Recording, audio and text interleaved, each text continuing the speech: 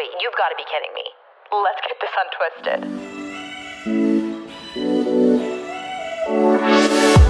I want to say this is the 25th episode of Don't Get It Twisted, which is so weird. Obviously, this whole year has been just kind of like a crapshoot in general. No offense to 2020, but also like take offense. We don't like you. But in all honesty, I have so much to be grateful for. And I'm just an optimistic person in general. I choose to find the positives in anything that I can. And at least in one respect, starting Don't Get It Twisted was one of the coolest, most exciting things that I've ever done because it was a total shot in the dark. It was something I'd always thought about wanting to do, but had literal no direction when it came to knowing how to start a podcast or how to jump into it. So just getting this off the ground all on my own without any assistance was really scary, but I'm grateful that there are so many of you that somehow want to listen to me talk. And I get so annoyed because now I feel like having a podcast is one of those like very, how do I say this politely to myself? Almost like annoying things to have. Like nobody loves people that are like, listen to my podcast. It's like nobody is listening to your podcast, Doris. And it's almost become a meme in some ways. Like I mentioned this, I think in last episode or two before, that there was this one guy on TikTok that makes fun of people who want to start a podcast. And I finally figured it out. It's Bowmanizer. I think that's how you'd say his name. And him and his friend have kind of a mini ongoing series of all of these TikToks that they post on Bowmanizer. And it's just the two of them like acting like, we are two girls starting a podcast and we're going to talk fashion. Or we're going to talk about how much we just love Christmas. Don't you just love Christmas, Becky? Oh my God, I love Christmas. Like nobody loves Christmas more than me. And now I feel like I just am admitting that I sort of fall into that category. But the self-awareness, okay? At least there's some of it, right? But anyways, I didn't want to be like another cliche, like I am here to be the guru of all podcasts kind of podcast, if you will. But either way, I'm grateful that we somehow made it to 25 episodes, 25 weeks of this. Actually, probably even more because I think I've missed 2 episodes so far, which is kind of pathetic if you think about it. Like, my sincerest apologies for not having an episode last week. I know I shared this on my TwistyPod Instagram account, but I know like 400% of you don't follow that account, which I'm not offended by because I get it. It's not a great account. We're just getting started. Oh my God, I'm giving myself the hardest time today. But either way, I made an apology on that account because in full transparency, I did not have any of my podcasting equipment. Basically, what ended up happening was that I went home to California and ended up staying there for a full quarantine because we wanted to be safe. We wanted to make sure that we weren't bringing things around, traveling erroneously. So long story short, I didn't have my microphone. I didn't have any of my proper cables. I'm totally BSing. I literally have like one very minor equipment that is needed to get this podcast started. I didn't have it. I don't even think I had a proper microphone like on cable wire headphones. Like I just had literally nothing and I was on the verge of wanting to just record an entire podcast in a voice memo on my phone. Like I felt so terrible that I didn't have any content for you all from last week. So I sincerely apologize, but thank you for being understanding. If you're ever just sort of like, where in the heck is a new episode and you're a little bit confused, make sure that you're following the TwistyPod Instagram. It's literally just TwistyPod. It's where I share all updates. It's where I will ask any questions for the podcast, all big announcements, huge, major podcast announcements happening, folks. Okay, get yourself on this Instagram. Oh, dear God. Okay. Here's the deal. This is something that is extraordinarily hard for me to admit out loud. Very, very hard to talk about or even breathe into existence, but this is what the podcast is for. This is an open, honest platform.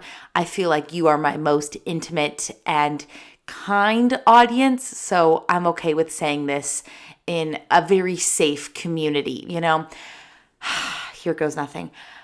I'm having a very, very hard time believing that this is truly the holiday season.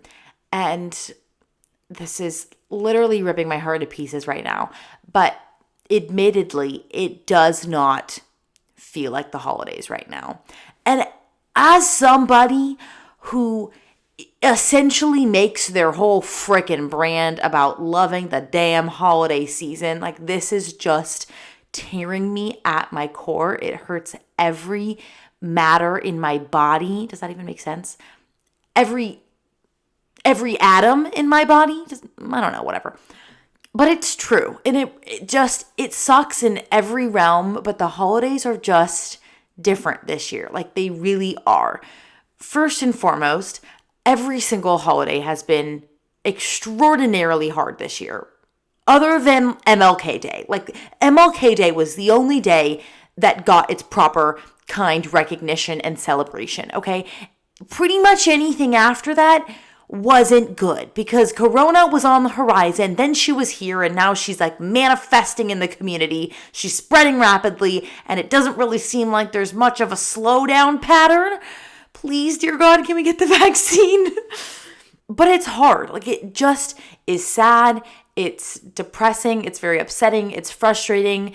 It's hard to like take a mature stance and cancel plans with family. Like my Christmas plans were canceled and I completely understand, but it's still hard to cope with. And it's a really hard year to be so in the spirit of things when there's so much unemployment. There's so many businesses that are struggling to keep their doors open. Like it's hard to be so blissfully ignorant, as I love to say, because it's just dumb almost to ignore like the actual reality of how horrible things are.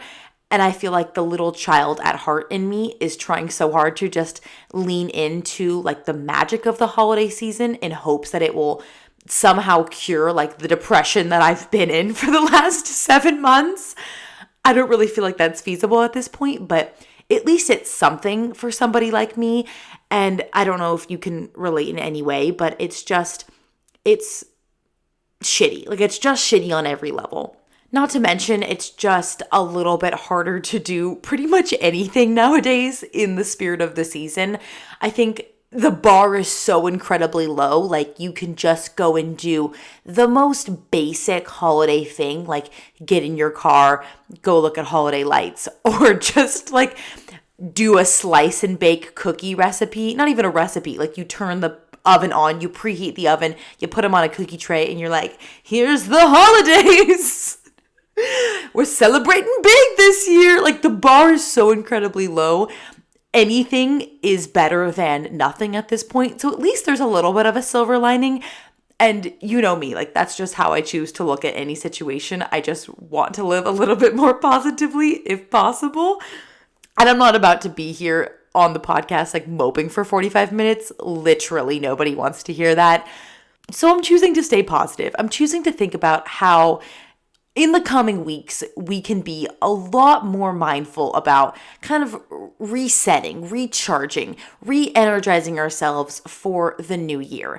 And this is the most hilarious part about 2020 in general, is that there's sort of this, I would say joke at this point, that when the clock strikes midnight on December 31st, all of the world's problems will go away as it will now be 2021 and everything will be all right.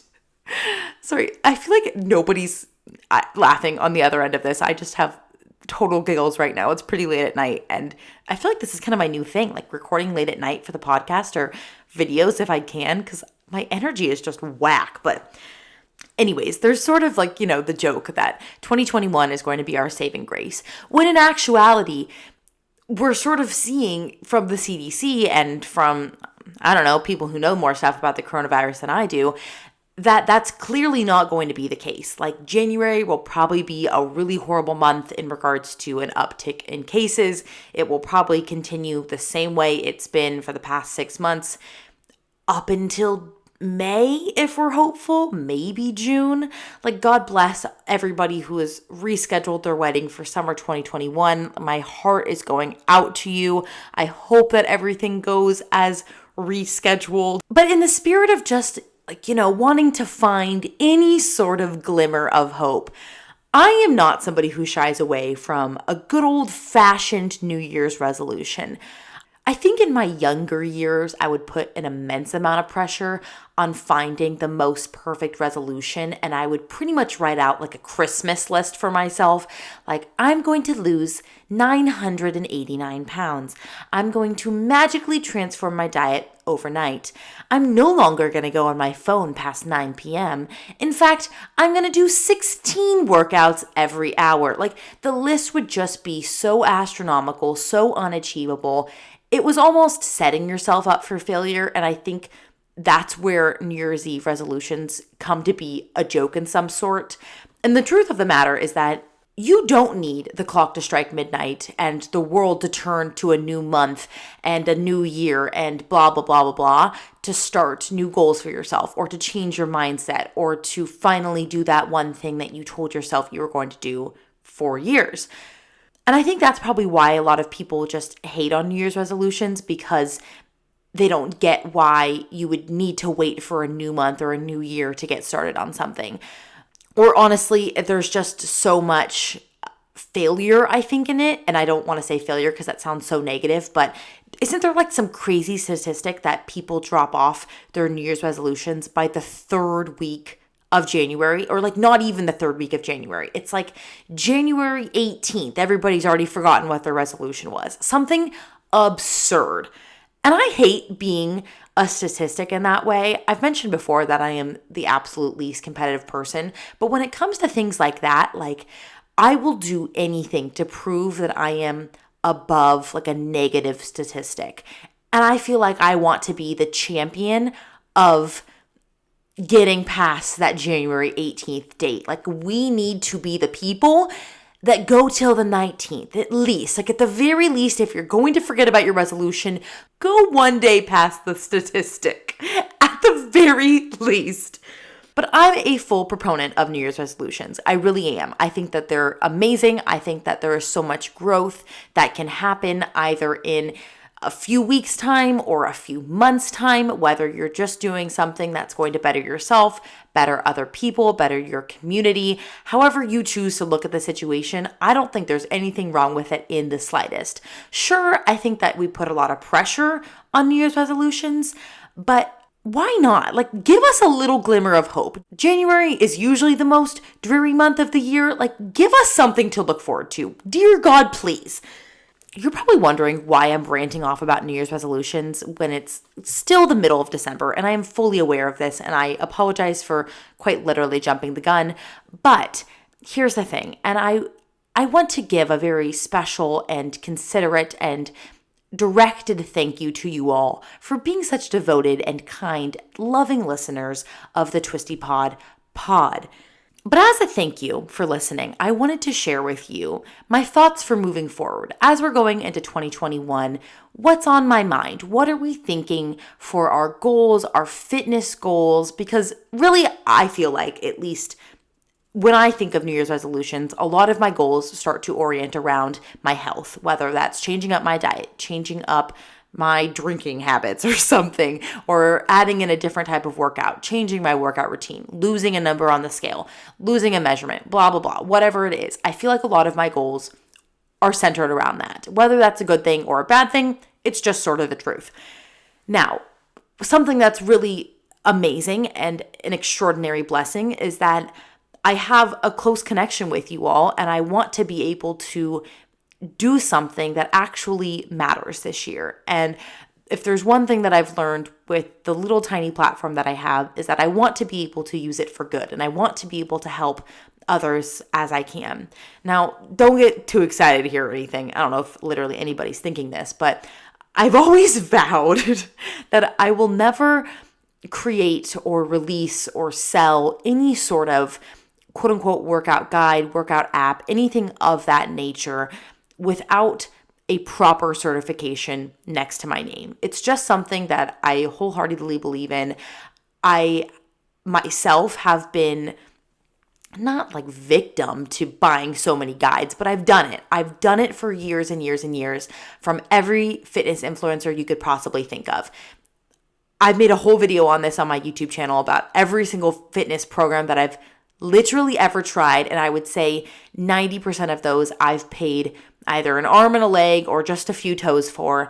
And I've been down that path. And I would say also 90% of those people do not have any sort of certification. Their certification is their physique. You buy the guide because you want to achieve what those people look like. And while I don't necessarily see a massive problem in that, it's a small problem. Maybe it's not a massive problem. I do find such value in buying a guide or buying some sort of fitness advice, like quite literally buying with your own coin, your own bag, from somebody who actually has a certification, has knowledge in the industry, has knowledge to tell you why you should be doing a certain exercise for you, for your body, etc., etc. So that's something I've just made a vow to myself for, and it's something I intentionally will choose to do for the rest of my quote unquote influencing career. But that doesn't mean that I'm not somebody who also loves just a good old fashioned community, you know? So this is sort of something that I've been thinking about for quite some time now. And I've really, really wanted to do something with you all for the month of January or even past that to really inspire one another and just motivate and hold each other accountable and do something in the new year that will bring at least a little bit of light and love and health, truly, into this cute little community, we'll call it. I feel like I'm totally dragging this on, but trust me, it's worth the procrastination. But let's quickly flash back to 2019 going into 2020. My first video that I ever did in regards to fitness was actually doing the 12-3-30 challenge by Lauren Giraldo. Now, it's not inherently a challenge. 12-3-30 is a treadmill routine that Lauren Giraldo came up with. She popularized it. She does it, I believe, every single day. And really what 12-3-30 is going onto your treadmill, whether that's in the home or the gym or wherever else you'd find a treadmill, walking on the treadmill at an incline of 12 at a speed of 3 miles per hour and walking for a total of 30 minutes, 12-3-30. And it was the first video, I'm nearly positive, the first video that I ever did that had any direct relation to health and fitness content. And truly, it was one of the first videos that helped me recognize that that was where a lot of my passions lied in content creation and even just in my own personal interests and passions. Like I genuinely just love bettering myself in regards to living a healthy lifestyle. So doing that video was really monumental for me because it was the first time that I realized this was the type of content I wanted to create. I wanted to try and do challenges and share my experience and relay them to the community. Now, when I posted that video, I want to say I posted it on January 4th. And at the time, I believe I had 215 followers, 216 subscribers, something along those lines. So, I mean, I can't even begin to express how incredibly grateful for the year that I've had and being able to grow the community that we've grown together. And it just feels like something that would make the absolute most sense to me is really just doing a walking challenge with you all. So here is the very prolonged announcement. Starting on January 4th, I want to do a walking challenge with you all, holding you all accountable, holding myself accountable, checking in with you all every single day on my Instagram, keeping everybody accountable. There will be no set time, no requirement of having a treadmill, no requirement of going a certain distance. Really, the challenge will just be finding ways to walk more in your everyday life. I want it to be intentional small changes, like you're going to park a little bit further away from the grocery store so you can walk a little bit further to get into the door. Or you're going to take the stairs instead of going up the escalator. Little things like that that are going to be so beyond impactful in the long run. Or it's going to be incorporating a longer walk into your routine. It's going to be walking with your dog for an hour instead of just a 10-minute poop break. It's going to be going on the treadmill for a 12-3-30 or just going on the treadmill for 10 minutes. There's not going to be a certain set amount of time that you have to walk. There's not going to be a certain requirement for how much you're walking, how long you're walking, how far you're walking, but really just finding any certain way to add additional walking into your daily routine. Now, I feel like I really need to work on, kind of minimizing this explanation, and that's why I'm sharing it all with you on the podcast before I share this on YouTube. But I know it seems so trivial, like such an easy kind of like, wait, what's happening? What are we doing? But here's the thing.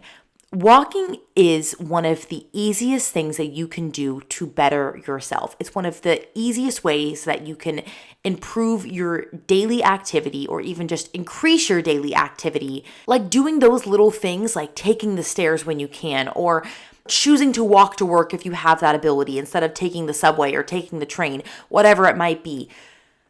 Those things add up. It's so easy. It is so impactful. And I promise you that the hard work of finding ways to add in more activity into your routine will have such positive, lasting results.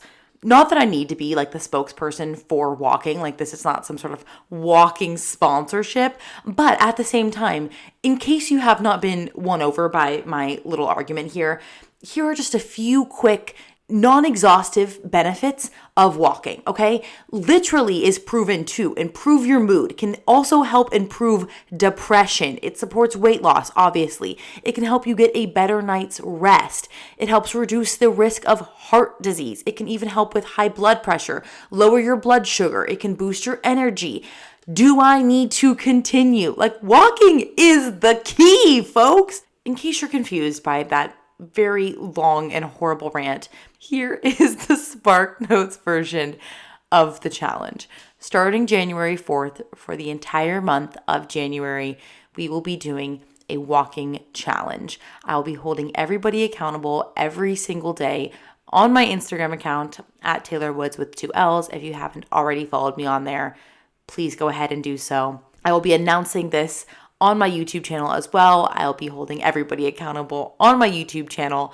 But essentially, it's not about a before and after result. It's not about the progress that you're going to make physically, but it's about how you can better yourself mentally, better your long-term health, better your mindset, better your mood by just doing something as simple as walking.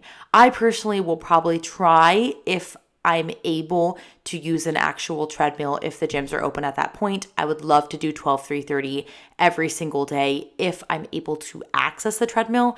If that's not an option, then I'm just going to do an extraordinarily long outdoor walk, or maybe just try and stand up more often, walking around my apartment, finding ways to not be sitting on my bum, at my desk, on the couch, in bed, yada, yada, yada. It's just the little things. It's ways that we can make a lasting impact on our health. And I don't want to sell you anything. I don't want to have you buy anything or feel like I'm trying to get you to do something that you're going to hate after trying out a guide for 4 days and wasting your money and blah, blah, blah. This is something that is fun. It's easy. It's accessible for a lot of people. And I would love to be able to do it alongside of you. So let me know what your thoughts are, especially since you're all my little guinea pigs. Message me on Instagram, either on the Twisty Pod Instagram or my personal Instagram, letting me know what you want more questions on, what can I answer for you, what can we narrow down on. If you have a fun name, sweet little Paige gave me a good nickname for Twistmas, and now that's literally the greatest thing ever. Thank you, Paige. Thank you for listening. Thank you for suggesting. But if anybody has a cool, fun name for this walking challenge other than like walking challenge, let me know too, because we're still working on that too. We're really rolling out the kinks here. I'm really just giving you all the brief introduction to my brain, which usually takes a lot of marination to actually figure out where the good ideas are. They're usually very, very far in the back of my brain. So it's nice to have a little springboard, and I'll allow you all to be that springboard for me. So thank you in advance for your considerate, kind feedback, your constructive criticism. I welcome it all. Remember, I am sensitive to mean comments, but let it come, let it happen. Let's wrap this up with a cute little Q&A. I got a voice memo the other day, so let's hop the heck in. Hello Taylor, hope you're having a great day. So my question to you is how to have a great podcast like yours, genuinely asking, and how to be consistent. Love you, bye. That was so dang sweet. Thank you so much, Zayana, for your question. Honestly, I get this question quite a lot, which is so flattering because I don't really think that I have a good podcast. So thank you for, reaching out to me to ask this kind of question. The biggest advice that I will always give is try to find something that will make you stand out in whatever niche that maybe you want to add to. So translating that into something that actually makes sense, what I mean to say is that if you want to start a podcast, think about a topic that you genuinely would love to talk about every single week.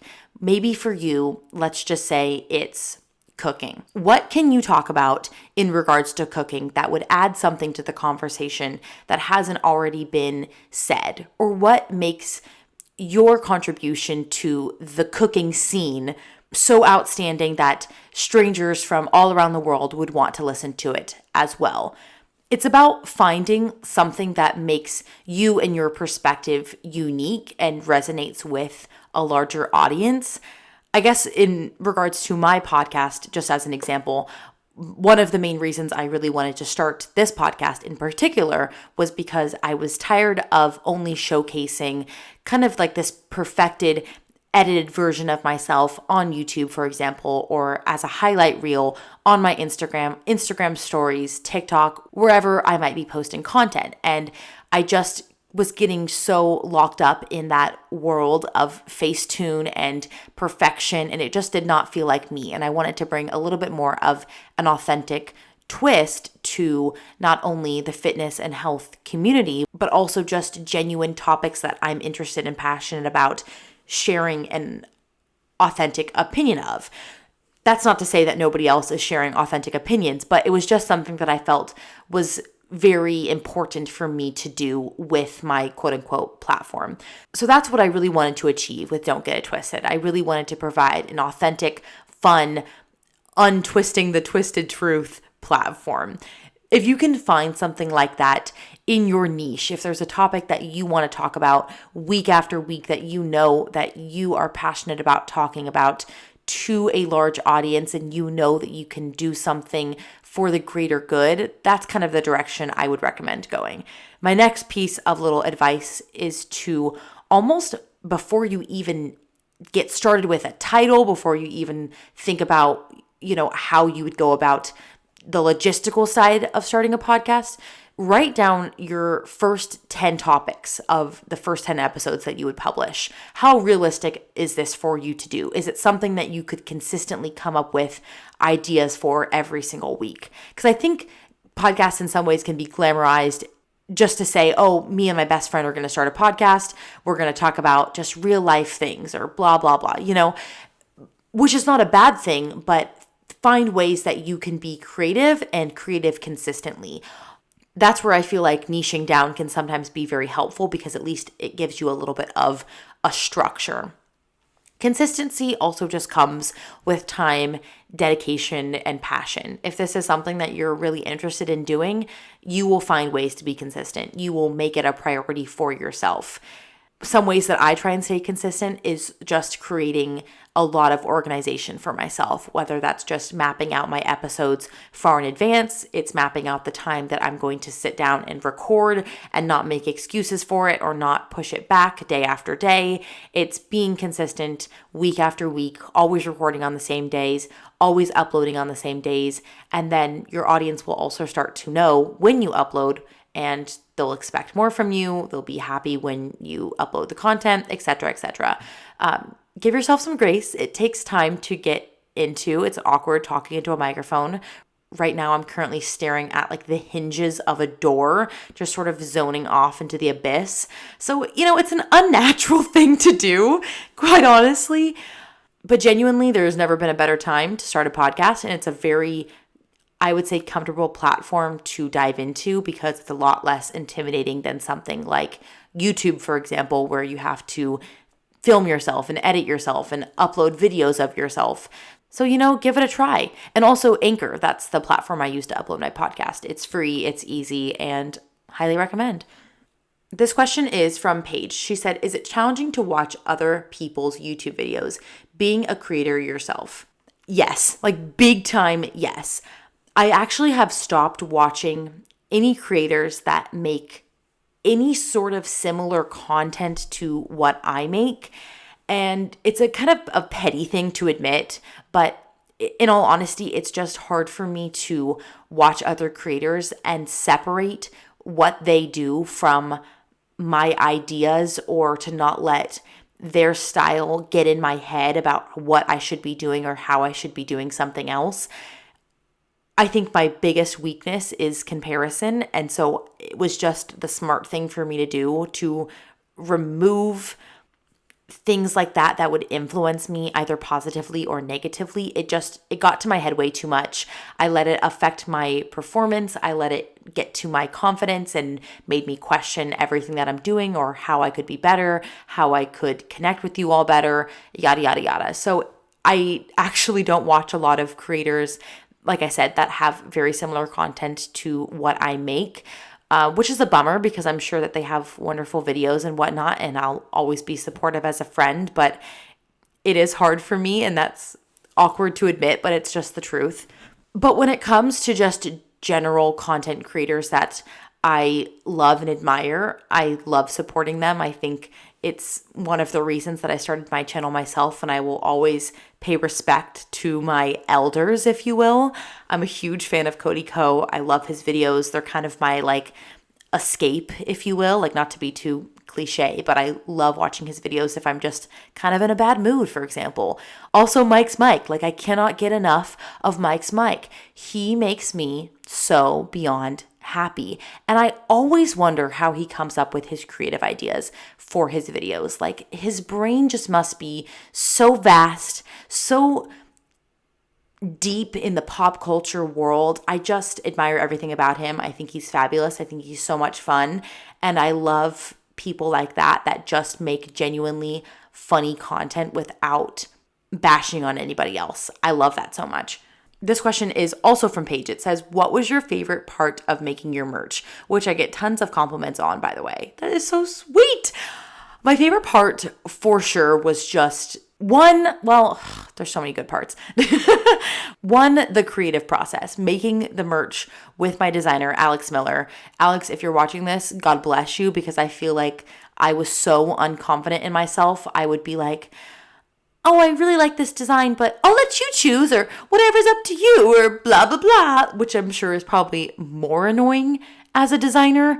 But I also had to learn to be strict and say what I liked and say what I didn't like, or, it was frustrating when things didn't work out in the printing process, and she was so understanding and so kind about it. But I'd say the coolest part was coming up with ideas, having Alex, put them into reality. But even beyond that, I think the absolute best part is getting pictures from you all, seeing you tag me in Instagram stories, wearing my merch.